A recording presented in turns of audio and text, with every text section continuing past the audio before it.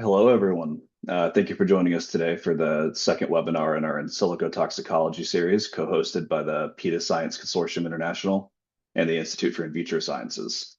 I'm Kyle Martin, a toxicologist with the PETA Science Consortium International, and I'll be co-moderating today's webinar along with Christy Sullivan, the Vice President of Education and Outreach at the Institute for In Vitro Sciences. Today, we're presenting the first of two webinars on applications and case studies in silico toxicology, in which we'll present 4 case studies as examples and explore the applications of the selected models. We hope that this webinar will help establish or refresh a good foundation for future education on in silico tools. Alongside great presentations, our speakers have generated resources that we hope will be useful to you as we move through the material. On the Science Consortium website, you'll find a glossary of terms that'll correspond to the presentations, as well as additional resources to enrich today's discussion and for your continued education on the topic. Please note that the slides from today's presentation are already available on the consortium website, and a recording from today's webinar will be posted online at the link shortly after the webinar. All future webinar materials from this series will also be available at the Science Consortium website as the series continues. Amy, slide 2, please. Today's presentation will include several opportunities for interaction, primarily in the form of polls. To participate, you can scan the QR code on your screen, and the polls will activate once we get to that point in the presentations. You can also join directly by typing slido.com into your browser and entering in silico 101 after the hash. We'll give you a second to go ahead and scan this, but I do want to point out that the QR code will be visible again on the slides on which the poll questions are relevant. So let's take a few seconds to let everybody sign in.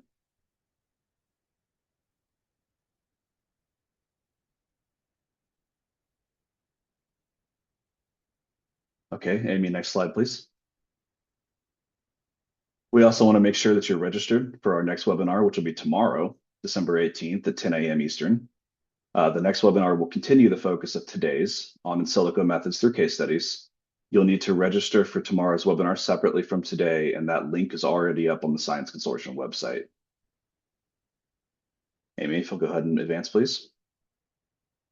So I also want to advertise our speakers for tomorrow before we get into today. Our speakers are going to be Bridget Hill, Brad Riesfeld, and Brian Chambers of Inotiv. They'll be presenting additional case studies alongside today's presentation on in silico tools and toxicology, and their expertise runs from database sciences to artificial intelligence, so it should be really interesting.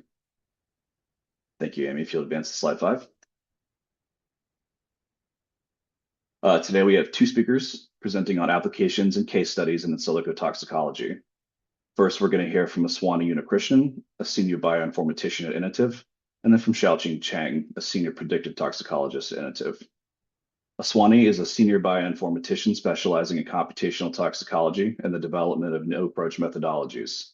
She is skilled in integrating in vivo, in vitro, and in silico data and approaches, focusing on creating robust bioinformatic workflows. A key area of expertise in the development of physiology-based pharmacokinetic models to interpret toxicokinetic data. Aswani has developed practical tools such as a web application for classifying skin sensitizers, contributing significantly to alternatives to animal testing. Her work supports investigating complex toxicity responses and is committed to advancing the field of predictive toxicology through extensive outreach and training activities.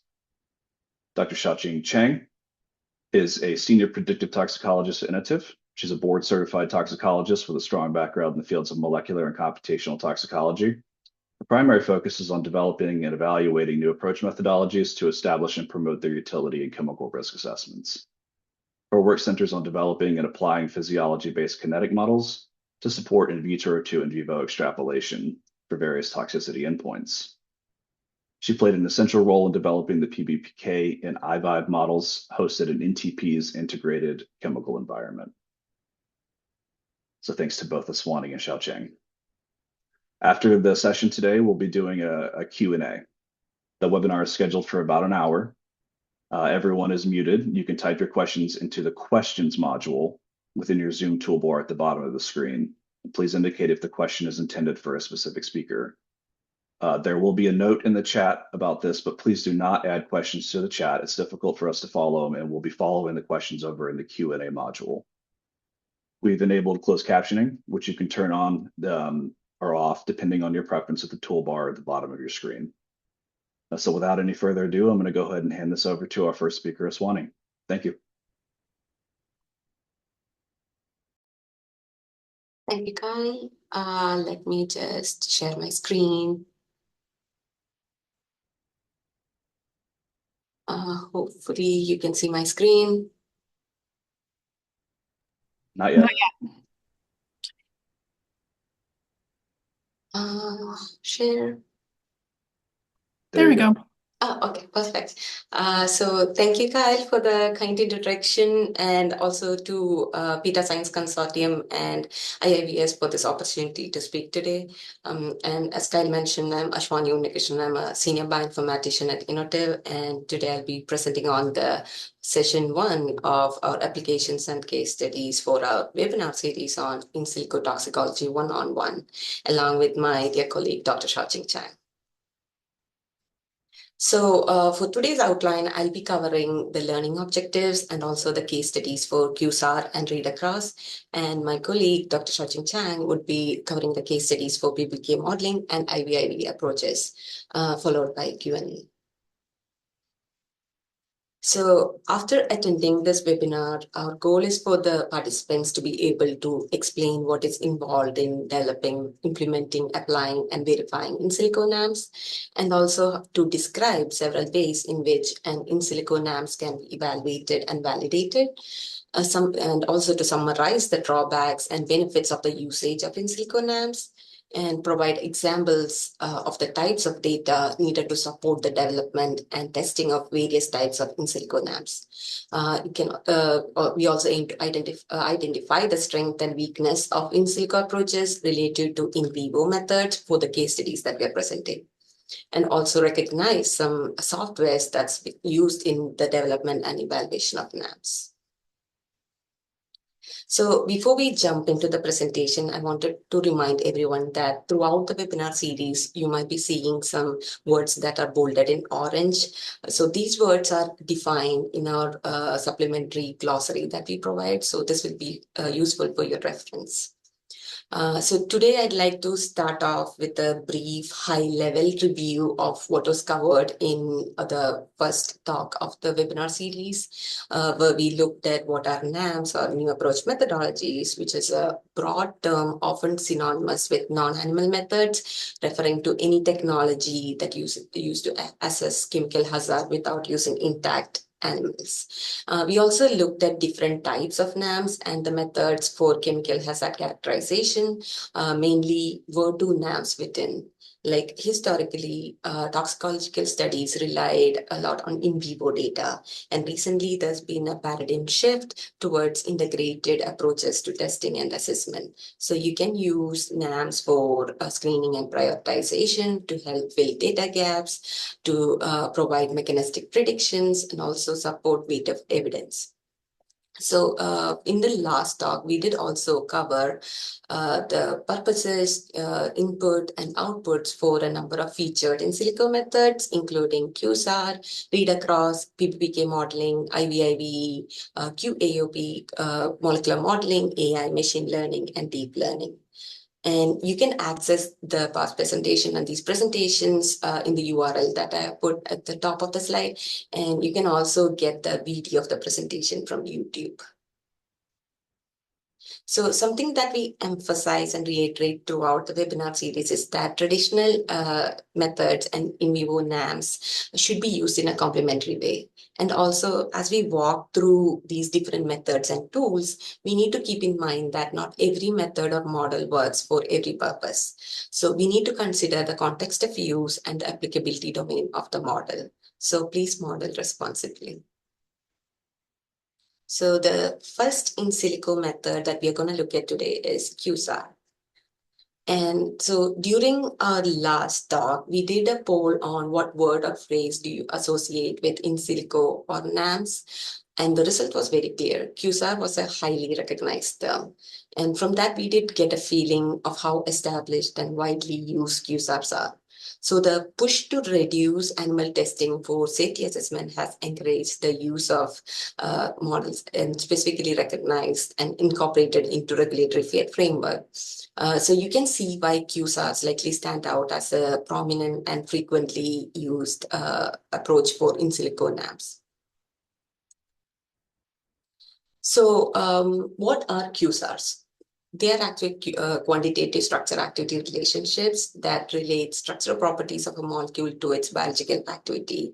They can help answer questions like, will the chemical show low, medium, or high activity for a specific endpoint, or questions like what extent structural modification affect toxicity.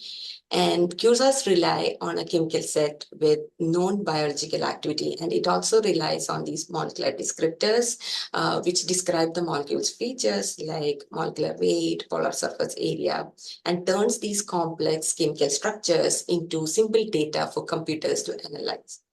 So what happens is, upon applying QSAR, we can predict the biological activity of a novel chemical either as a numerical value, classification, or a categorical endpoint measure.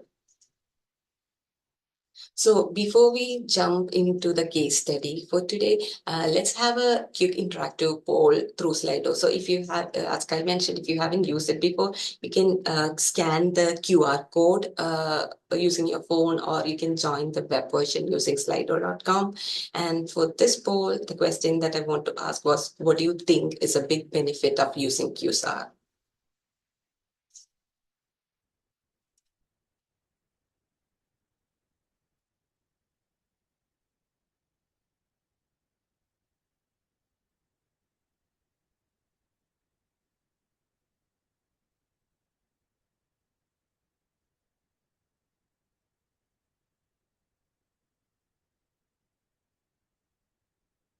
We can give a bit more time for participants to type the answers. I'm liking all these responses.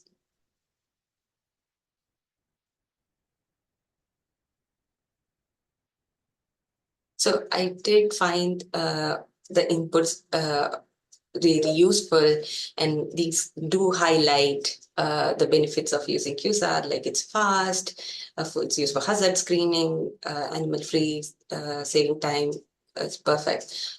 So these all like point towards the benefits of QSAR, being showing their role in hazard assessment, prioritizing chemicals, streamlining regulatory process. And like I mentioned, these benefits could be often tied to the application and the context of use. So thank you for participating in this poll.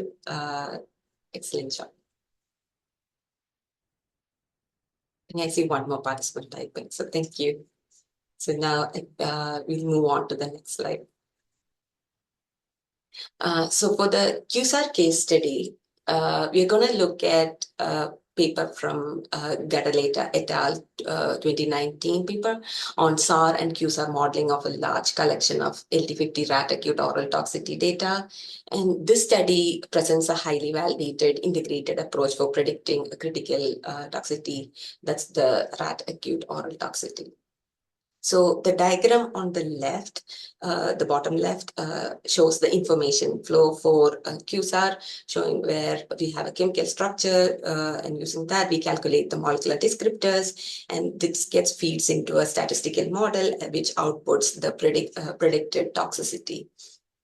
And so the models in the study were built on a foundation of a large, highly curated data set of around 12,000 chemicals, which was like split into both training and validation data sets. And this data was generated with an aim to develop new computational models for the specific purpose of predicting acute oral systemic toxicity endpoints required for regulatory purpose, including LD50 single point estimates, very toxic binary classification, non-toxic binary classification, EPA's 4-category hazard classification, and GHS 5-category hazard classification.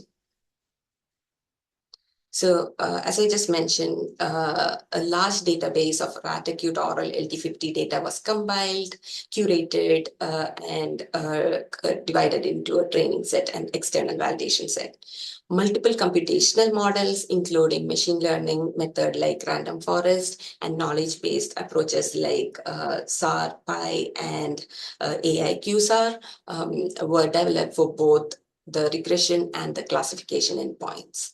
And the chemical structures were represented using molecular descriptors, often calculated using the DRAGON software.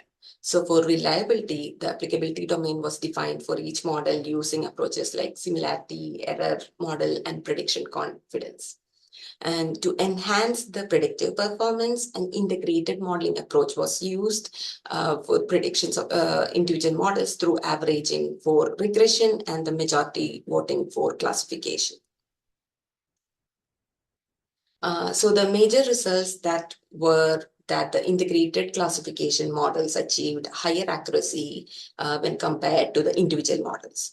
And the integrated regression model did show improved performance on the external validation set compared to the best in vivo individual models. And also, it significantly improved predictive performance for these compounds that fell within the defined applicability domain. And the scatter plot on the bottom left shows the comparison of experimental LT50 values with integrated model predictions, where the dashed line on the middle represents the ideal correlation, and the dotted lines represent an absolute error in prediction that is lower than 1 log unit. And the table on the right summarizes the performance for classification endpoints with a higher scoring shows improved agreement with contributing individual models, providing greater accuracy but within the applicability domain. So while we look at the results from the model, something that we need to keep in mind is that these models are not full standalone replacement of all LD50 animal testing. Instead, these models can highly be reliable and effective tools when used for specific regulatory framework purposes. Like this paper helped establish QSAR feasibility for predicting acute oral toxicity, and it also helped integrate QSAR models that proved to be a robust NAM for LD50 hazard classification and regulatory screening contingent on the use within its applicability domain. So when we look at the strengths and weaknesses of this case study, having a large, high quality data set did help ensure generalizability and a wider applicability domain. And diverse modeling strategies also helped compensate for individual weaknesses of the based on the integrated model. So the integrated modeling strategies increase the performance, but the higher accuracy did come with like a reduced coverage. So modeling approaches used applicability domain, which ensures reliability and regulatory compliance, but it can also be considered as a weakness because the model cannot predict for like all chemicals. The study had other weaknesses, like it used proprietary descriptors and also commercial tool dependency, and also modeling of biological mechanisms were not conducted in the study. So to summarize the case study, it did apply multiple QSAR methods and compare their performance against experimental data. And it also did demonstrate real-world considerations vital for regulatory acceptance, like utilizing integrated modeling and defining the applicability domain. And this paper also illustrates how the QSAR models were built, validated, compared, and integrated to meaningfully support hazard classification and regulatory screening. So what we just showed is just one example of how QSAR works. There are a lot of models and methodologies, both free and commercial, for use in different NAMS applications. So based on what we discussed, we can have like a quick interactive quiz now to see if you can select an important metric for accessing a QSAR model's reliability and applicability.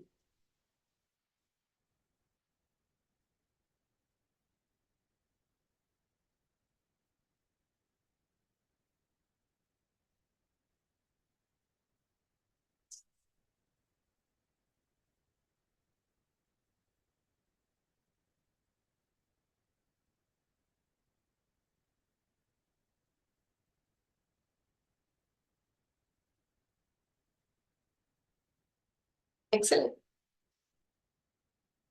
Looks like we all got the right answer, which is the applicability domain. It does define the boundaries of the chemical space where the model's predictions are the most reliable. Thank you for participating in and all the response. Thank you. So now we can move on to our next in silico method or read across. So imagine a scenario where a target chemical fall outside of a QSAR model's applicability domain. Here the predictions for that chemical could be, in that case, considered unreliable. And also, what if the endpoint is a more complex one, like neurotoxicity? So one of the alternative methods we can apply in these cases is to seek analogs using read across. So the read across it's often integrated with QSAR tools to find analogs with known data to justify forming a stronger weight of evidence for regulatory or scientific purposes. So read across does help fill data gaps by transferring information from analogs. Analogs are similar chemicals. So the information of interest could be some chemical property, toxicity, or activity. But what does this similarity mean? Is it structural, physical, metabolism? It depends on the application or mechanisms at work. So we have an idea of what similarity means, then we can look for the target chemical and look for those that have relevant activity in the analogs. So for our read across case study, we're going to look at findings from Chusak et al. 2018 paper on in silico identification of protein targets for chemical neurotoxin using Toxcast in vitro data and read across within the QSAR toolbox. So on the bottom left, I'm showing the diagram, the information flow diagram for read across, where we have the the chemical with unknown toxicity, which is the target, and we find its closest neighbor, one that has the most similar structure or biological activity, and that we have data on, which is the source. And then we do the read across for the known toxicity from the data from the well-studied source chemical to the unknown target chemical, which will behave predicted to behave the same way. So the central question this research is trying to tackle is, can we effectively and efficiently use high-throughput screening data combined with read across to predict scientific targets of chemical neurotoxins? So to do this, they use three main types of information. They put Toxcast in EPA's Toxcast in vitro high-throughput screening data, providing data for 1,050 chemicals covering neurological targets, and filtering data from 216 biochemical and cell-based assays targeting about 123 proteins identified as having neurological functions based on the gene ontology database. And Toxcast also provided quantitative and qualitative bioactivity data for the study. And the OECD QSAR toolbox, the software used here for read across and chemical grouping, defines similarity and group chemicals for the prediction. And to evaluate the performance of Toxcast high-throughput screening assays on chemical neurotoxins, compounds with known protein interactions from two databases were used: the drug bank and KI database from PDSP, which is the psychoactive drug screening program, and also the comparative toxicogenomics database, the CTD database, information on protein neurological functions and curated associations with mental and nervous system diseases. So the prediction efforts focused on a group of 12 specific chemicals that belong to pyrethroid class. These are common pesticides known to affect the nervous system. And the data gap trying to be addressed here is to predict the neurological protein target for each chemical that it interacts with and the potency of that interaction. So the OECD QSAR toolbox was a software that was used to organize and group the chemicals. It uses structural similarity, and for any unknown chemical, the tool identifies its 5 nearest neighbors, for which we have testing data, which forms the basis of the prediction.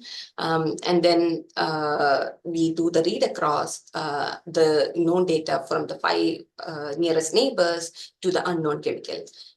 And the two types of predictions that are generated are the quantitative potency with AC50 values and the qualitative classification, which is more in terms of is it active or inactive. And then did it perform internal validation? Here the prediction model was built using existing data, and the model's performance was tested against the remaining data. So the softwares that were used for this case study include the data which was sourced from US EPA's Toxicology database, which is a freely available database. And then the data processing and management was done through SQLite database engine, which is also a free open source public domain database engine. And then the OECD QSAR toolbox, which was developed by OECD and ECHA for regulatory data gap filling, was used for chemical grouping and read across. So for the results, 123 specific protein related to neurological function were identified.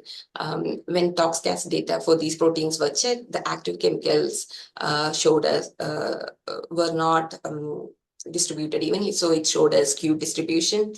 And the read-across method showed success in predicting known targets for the 12 pyrethroids, but critically it also flagged several new targets. And the classification prediction was highly reliable in achieving 79% accuracy. And this can help in the sorting of thousands of chemicals.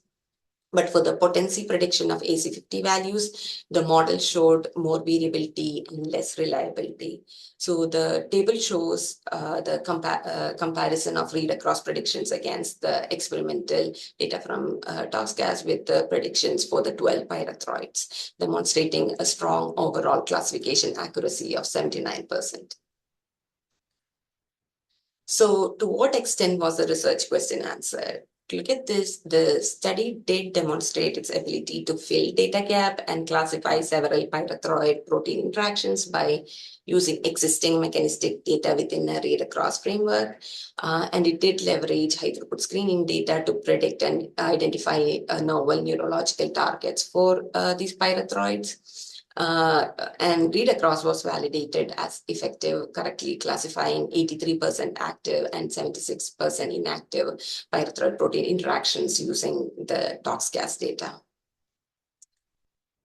So based on what we looked at for this case study, what do you think you see as a potential strength of this case study read across approach?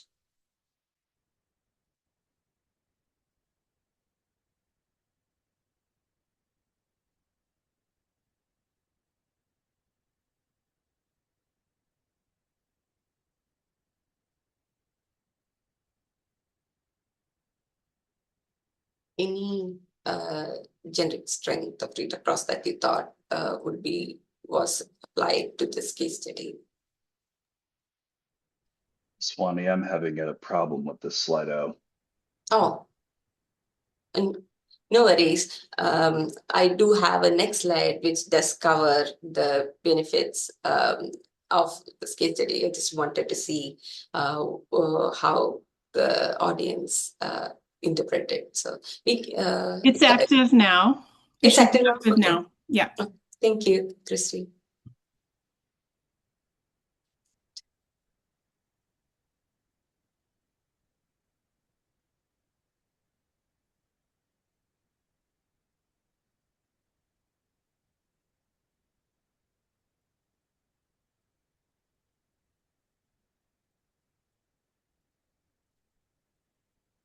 Perfect.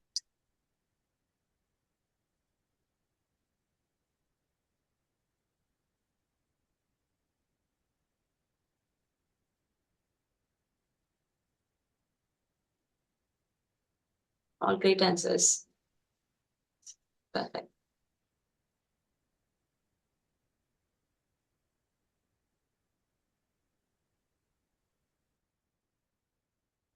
So I think I do see a lot of answers like classification did give a good 79% accuracy on classification model, and then it also helped fill data gaps, screening, help for characterization. All these are excellent answers, and thank you for the response. So I see that these are all key strengths that make this computation read across approach a valid one. So which leads us to like looking at the overall viability of this approach by examining both the strengths and weaknesses of this case study. So it effectively utilizes publicly available tox gas high throughput screening data, turning this high throughput screening results into predictive in silico models. And it also helps demonstrate the practical use of a regulatory tool, which is the OECD QSAR toolbox for a complex toxicological endpoint like neurotoxicity. And it also did predict, provide 79% accuracy in predicting active or inactive status, which is good for initial hazard screening and prioritization. So there were also some weaknesses for the study, including the prediction of potency AC50 values showed mixed accuracy, limiting the method's reliability for a precise quantitative risk assessment. The predictability for certain neurological proteins was also limited by the low number of active chemicals for these specific targets, and there was also difficulty predicting activity for some structural outliers. And neurotoxicity may involve many targets that may not yet be covered by the 123 protein, leading to potential false positive. So to summarize, the study did demonstrate an in silico read across method to identify potential neurological protein targets for neurotoxins by using public tox gas high throughput screening data. And data from 123 neurological protein assays was processed within the QSAR toolbox, where the read across technique was employed to predict the activity profile of target compounds like pyrethroids. And this method achieved approximately 79% accuracy in classifying chemicals as active or inactive, demonstrating its utility for hazard identification. And finally, this paper did show that integrating high throughput screening data with read across is an effective resource saving strategy to prioritize chemicals for further in vivo neurotoxicity testing. So with that, I'll pass on to my colleague, Dr. Xiaoqing Chang, to present on the PBPK and IVIV case studies. So thank you all for listening and actively participating.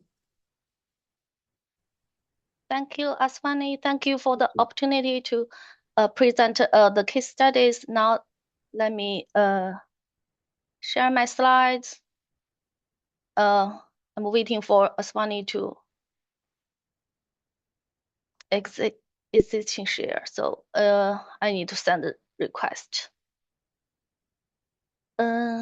Yeah, still waiting for, yeah, now I'm able to share my slides. Okay. And did you see my slides? I can see them. Okay. Now let me move the bar away.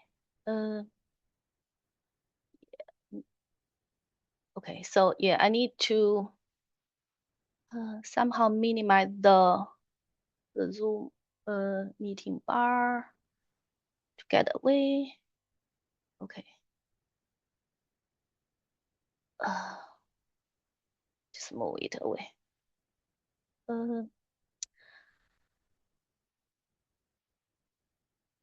Okay, yeah. Sorry, the bar is still in the way of my presenting, so let me see how can I move it away from Xiaoqing, we can see the menu, so you should be okay to go ahead and present. Okay, yeah, I know, but I actually have trouble in opening my, let's reshare my slides because it's still in the way. So okay, now it's good. Could you see the menu? No, you didn't see the menu. No. Okay, so sorry. So this section of the webinar focusing on physiological-based pharmacokinetic or PBPK modeling. So let's first review the basic purpose and the structure of PBPK models presented in the introduction webinar. So PBPK models are designed to predict tissue-specific chemical concentrations over time for given exposure scenarios. In PBPK modeling, the body is represented as a number of tissue compartments connected by blood flow. Because these models are physiologically based, so they will allow extrapolations across species and exposure routes, either through allometric scaling or by including route-specific absorption process. There are many parameters required to build a PBPK model, including physiologic parameters and ADME-related parameters such as partition coefficients, metabolic information like Vmax and Km, or overall clearance rates. Traditionally, a rich set of in vivo data is often needed to parameterize the model and estimate unknown parameters. Here, I would like to walk you through a classic PBPK case study for trichloroethylene, TCE, to show how in vitro metabolic data can be used to build PBPK models and to inform on risk assessment. Although this is a classic case study from about 20 years ago, this study continues to provide important insights. So TCE is a volatile organic compounds that historically been widely used as a cleaning and degreasing solvents in the industry. Distinct species difference in organ toxicities were observed in animals and humans. So most TCE toxicity is generally thought to result from its metabolite rather than parent compound itself. Two major metabolic pathways for TCEs are cytochrome P450 oxidation pathway and the glutathione conjugation pathways. Highlighted here in a colored box are the major metabolites of TCE that have been associated with target organ specific toxicity. So the CYP oxidation-derived metabolites are associated with lung and liver tumors in mice, where kidney cancer most likely occur in rats as a result of glutathione conjugation of TCE. So at that time, risk assessment challenges for TCE included understanding how species difference in metabolism influencing toxicity, how toxicity observed in rat translates to humans, and how the individual variabilities in enzymes affect internal dose. The overarching goal of this case study, therefore, was to determine whether enzyme-specific in vitro metabolic parameters could be used in parameterizing PBPK models for both rats and humans, and whether doing so improving human health risk assessment. So the workflow summarized the approach used in the case study. So first, in vitro metabolic parameters such as P450 and glutathione transferase activities were obtained. These data are then incorporated into a PBPK model to describe whole body chemical disposition. Finally, the model is validated using in vivo pharmacokinetic data from both rats and humans. So in this study, in vitro assays were used to quantify enzyme activities for both cytochrome P450s and glutathione as transferase. Enzyme kinetic parameters such as Km and Vmax were estimated using commercial software. Here are the results on in vitro measurements on these enzyme activities. So isoforms with the highest activities were identified for each pathways. For glutathione transferase, rat enzymes was much more active than the human enzymes. Of the CYP enzymes, CYP2E1 was the most active S form. The Km values for the CYP2E1 were nearly identical between the rats and humans, but the Vmax of the rat CYP2E1 was about twice as high as human enzymes. So here's the overview of the PBPK model constructed in this case study. So the whole body PBPK models were developed for both rats and humans, including major tissue compartments. Among them, liver, lung, and kidney are the metabolic tissues. Glutathione transferase mediated conjugation is assumed to occur in all these tissues for both rats and humans. CYP2E1 mediated oxidation is represented in these three tissues in rats, but is assumed to occur only in the liver in humans, as extrahepatic expression in humans of this enzyme is much lower. So the PBPK models incorporate enzyme-specific metabolism directly from in vitro data. For humans, range of the CYP2E1 and the glutathione transferase activities were included to capture inter-individual variability reported in the literature. So the model was built using a commercial software, ACSL, which was a popular modeling tool 2 decades ago, and model parameters were optimized by virally fitting simulations to rat experimental data to ensure reasonable agreement to the observed kinetic data. So here lists some details on the rat kinetic data they collected for PBPK model validation. So time course data on excretion and blood concentrations were collected after oral and IV dosing. Tissue concentration, however, were only measured at the last time points. So these data were used to validate the rat PBPK model, and the initial simulations, they found that underestimated oxidative metabolism, leading to the over predictions of the blood TCE levels. Therefore, a scaling factor about 7-fold was applied to the CYP2E1 Vmax to reconcile the difference between the in vitro and the in vivo metabolism.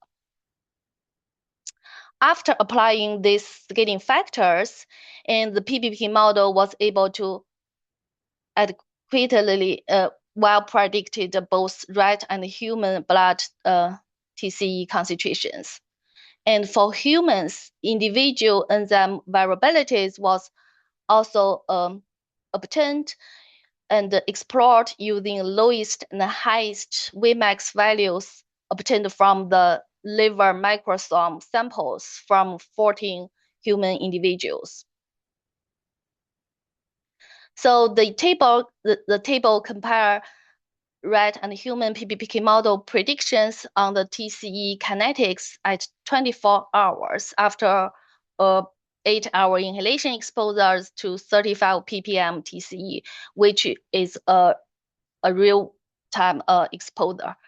Again, the results show the CYP2E1 dominates TCE metabolism overall, and even though represents a smaller fractions of total metabolism, GST-derived metabolism is strongly linked to kidney toxicity of TCE.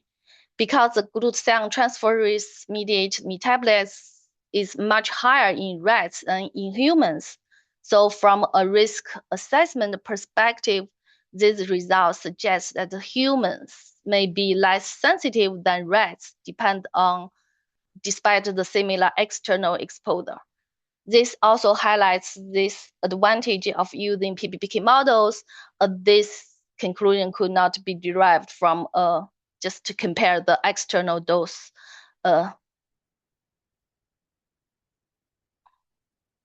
So here lists the strengths and weakness of the case studies.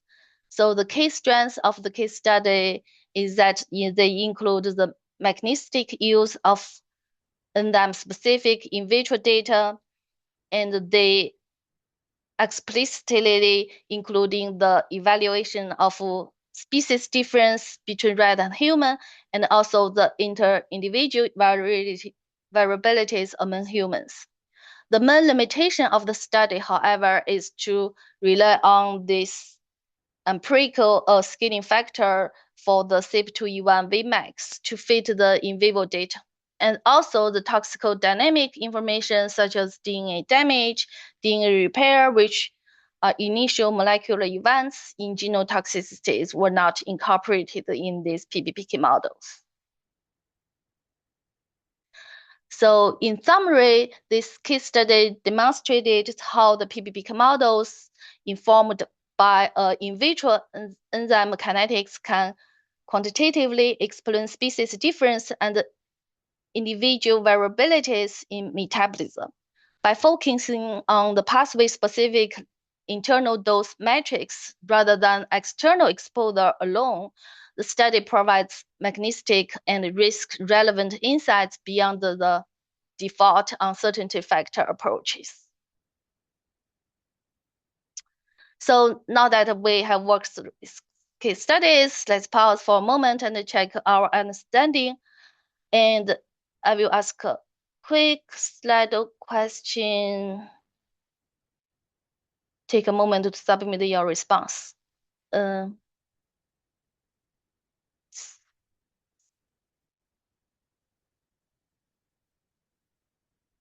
Okay, shall I move on to the, sorry, this is the question and the choices.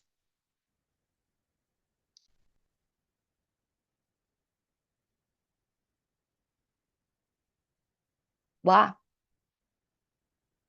That's correct answer. The B is the correct answer. Seems everybody got it correctly. Thank you. That's really awesome.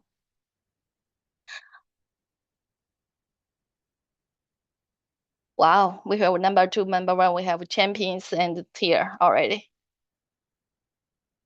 Okay, now let's move on to the second case study, which focuses on the in vitro to in vivo extrapolation or IVIVE for developmental toxicity.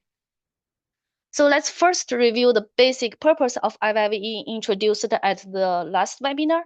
So IVIVE translates in vitro assays results into predictions of in vivo dose or toxicity.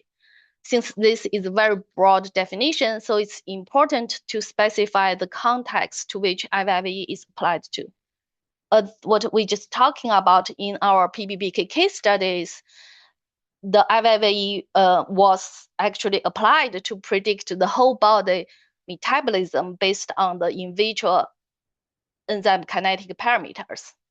However, for this case study and the focus of this IVIVE right here is on dosimetry. So the goal is to determine what external dose would correspond to an in vitro activity concentration. This process often referred as reverse dosimetry.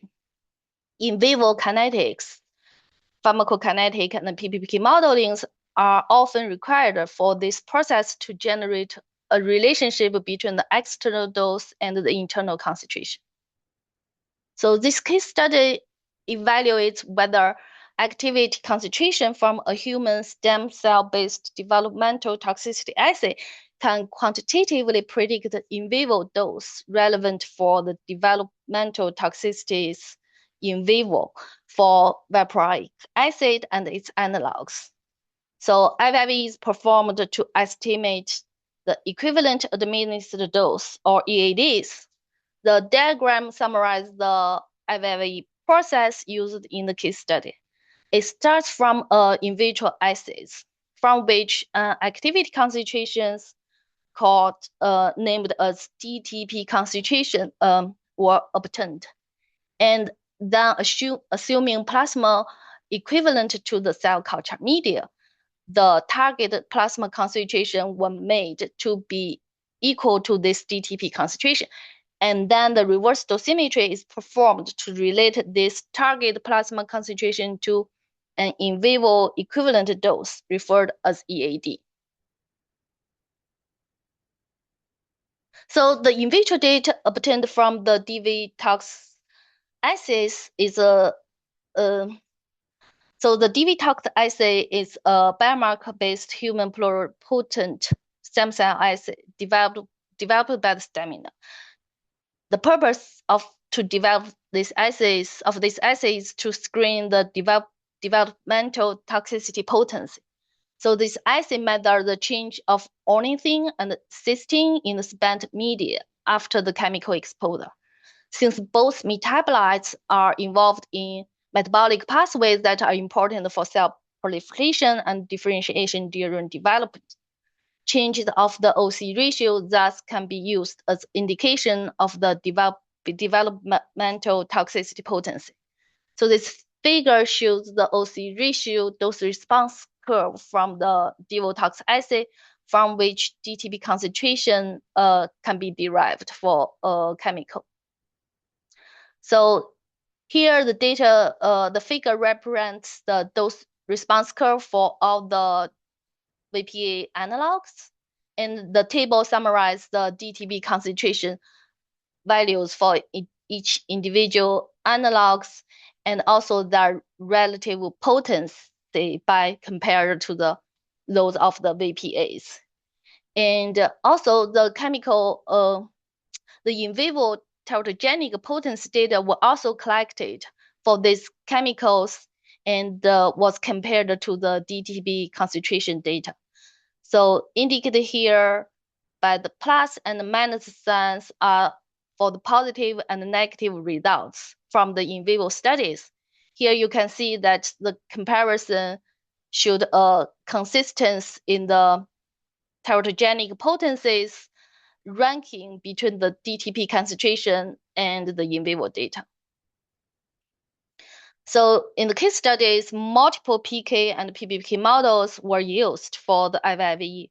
So to allow the comparisons across different modeling platforms, and also to evaluate the model-dependent uncertainties and the variabilities. So the PPK model is a one-compartment population-based PK model. So this is the equations to calculate the plasma concentration at steady state. And the red diagram shows model structures of the generic PPK model from an open source R package, HTTK. Compared to the one compartment model, the generic PPK models provide the dynamic range of the plasma or tissue concentration. So when using this model instead of the steady state concentration, the plasma Cmax were used as a target plasma concentration for the IVIVE, as it provides the most conservative EAD predictions. In addition to estimate human exposure, two pregnancy-specific PPPK model were also used. One is a open source pregnancy model provided in HTTK-R package, and the other is a pregnancy model built using the GastroPlus software. So for the pregnancy models, both maternal and fetal plasma Cmax were used as target concentration for IVIVE. To evaluate how well in vitro data derived EADs along with in vivo data, the lowest effect levels, LELs, from rat developmental toxicity studies were also used. The LELs inducing developmental toxicity in both dams and fetus were collected to define a range of the LELs. So this graph represents the rat EAD estimates using PPK and the HTTK PBTK model. So red symbol represents EADs, blue symbol represents rat developmental toxicity LELs.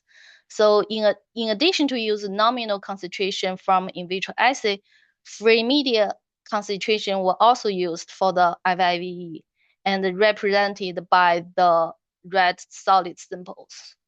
So for most VP analogs, EAD predicted rat developmental toxicity LELs reasonably well, particularly when using the HTTK models. So for 4 out of 5 VPA analogs, EAD estimated using the HTTK model are within 3.5-fold of the rat LELs, and also the EAD estimated based on free media concentration were consistently lower than those based on the nominal concentration.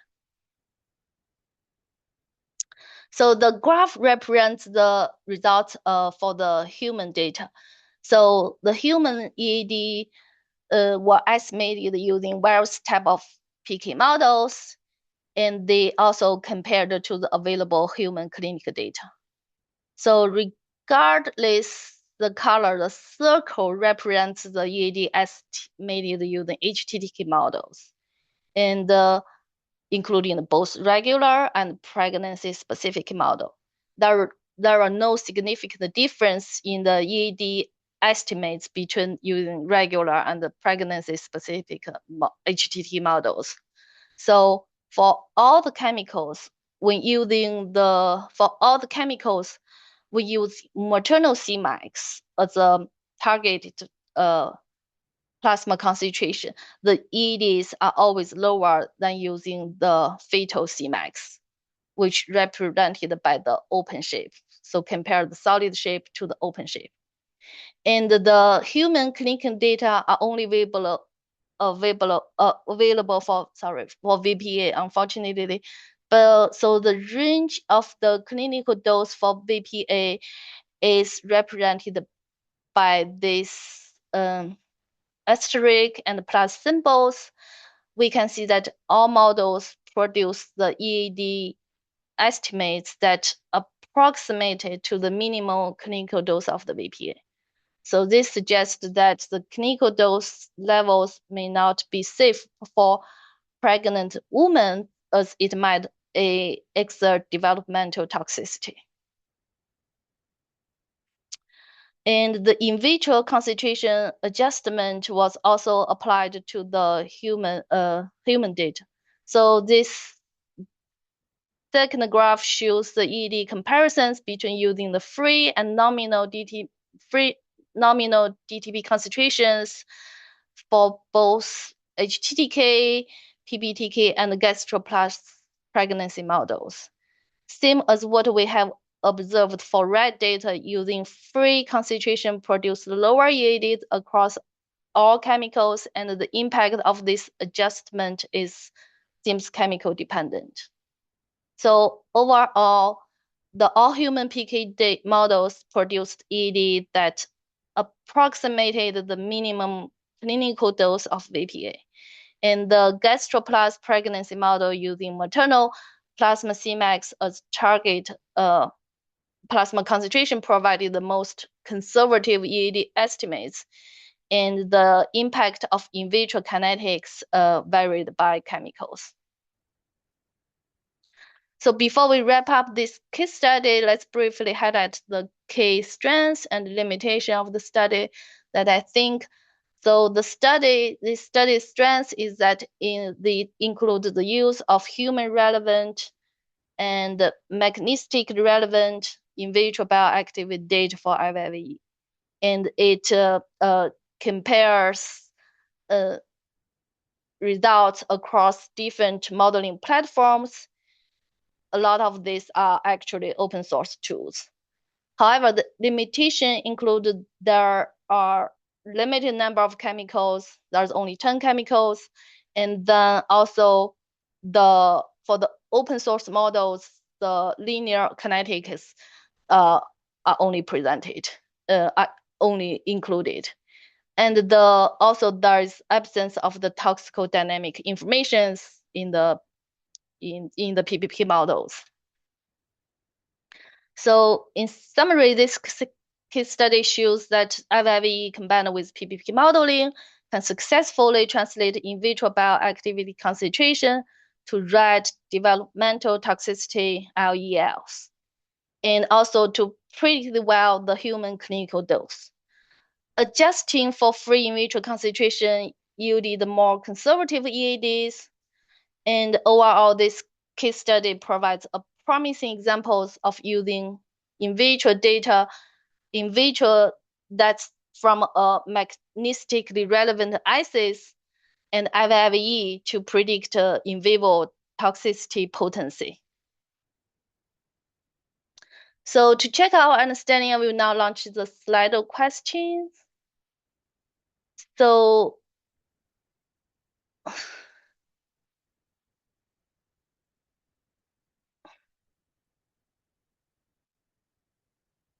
Yeah, I guess 100% people think that the main purpose of the studies is to convert in vitro concentration to in vivo dose, and that's correct. And next slide of questions is to ask which dose metric was used to link the in vitro activity concentration to the in vivo exposure.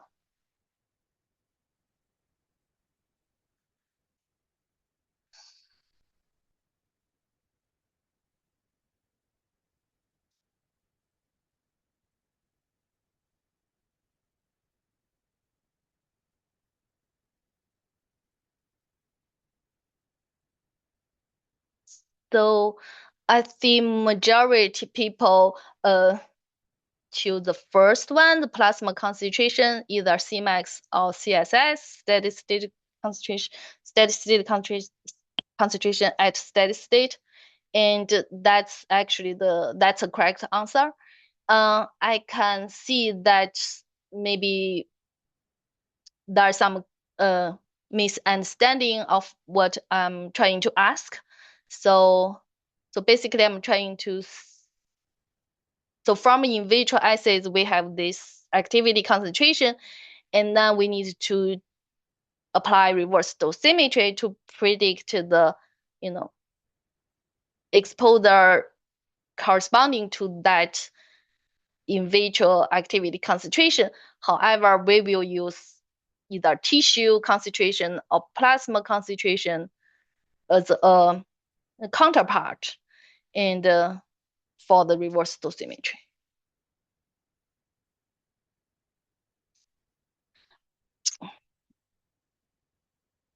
Okay, so thank you for your attention. We are happy to take questions. And here are the contact information for Aswani and me. And if you would like to follow up with any questions after the webinar. Thank you so much, Xiaoqing, and thanks, Aswani, as well, for these excellent presentations. I learned a lot. All right, we have a couple questions that we're going to go over. The first one is for you, Aswani. You've already identified it. So the question is, how did you calculate the accuracy of the pyrethroid predictions if they had no data? Yeah, that's a great question, Judy. So the ToxCast did have data, experiment data on these pyrethroids, and these chemicals were chosen as the target chemical, mostly to just do an evaluation of the predictive approach used in the study. So in the table that I showed in the results, like you could see the experimental data from ToxCast compared to the predictive results from the approach that was used in the study. So you can compare and see the results, and it did produce like 79% accuracy. So if I wasn't clear, it was more of like a evaluation target chemical list. Okay, great. Kyle? Yes. I also wanted to highlight that some questions have received a written answer from several of the panelists. And if your question has gone missing, it's no longer in open. It may be over in the answered section. There's a few of those over there. So the first question that I'd like to ask, this is a question regarding the quality of the studies. So validation of the quality of the studies. So how is the quality of a study assessed for data extraction?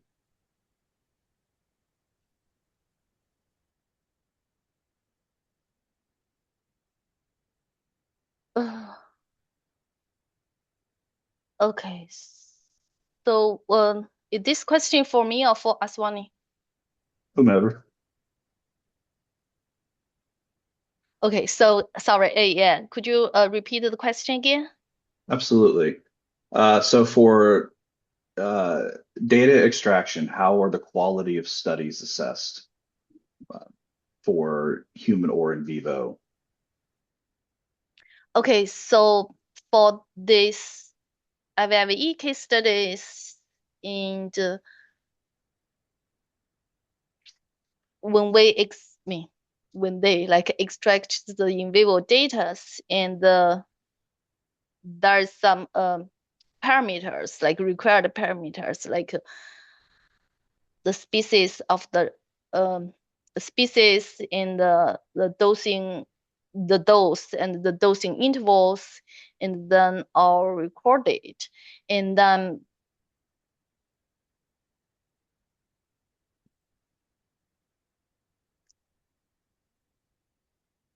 the when doing the in vivo studies to try to validate the in vitro derived results, and